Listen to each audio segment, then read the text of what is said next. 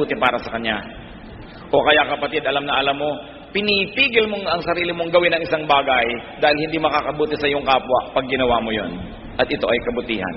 Kabutihan na hindi aksidente, hindi tsamba-tsamba, talagang sinasadya. So nagpapasya ka, ano ba ang gagawin ko para makabuti sa aking kapwa? Ano ba ang hindi ko gagawin para mapabuti sa aking kapwa? Katulad ko nakikita nyo sa mga kapitbahayan, 99% sa Metro Manila, siksikan ng mga bahay. Bihira naman yung may mga lote, malalayo ang bahay mo sa iyong kapwa. Magpapatugtog ka ng pagkalakas-lakas na radyo. Ano mangyayari? Narindi na yung kapitbahay mo. Magpaparty kayo dahil debut ng anak mo. Hanggang alas 2 ng umaga, nagkakantahan kayo mga sintonado ninyong mga karaoke. Parusa sa inyong kapwa. So ang tanong, itong ginagawa ko ba'y mabuti sa aking kapwa?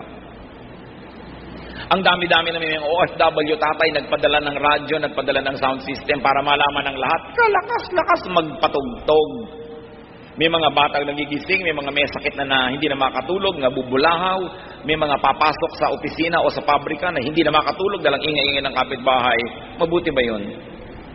Yan ay dapat natin pinag-iisip-isip. Isa sa mga bisyo ng ating lahi na hindi nakakatuwa, ang ingay. Pupunta ka sa isang tahimik na bundok sa paanan ng makiling para maligo sa bapis, ang nadidinig mo mga radyong kelalakas. Hindi mo na marinig ang huni ng mga ibon o kaya ang mga tunog ng bapis dahil ang ingay-ingay ng mga sound system ng mga nagpupunta dyan. Mabuti ba yan sa ating kapwa o hindi? So what do we commit and what do we omit? That is important when it comes to treating others as you would like to be treated.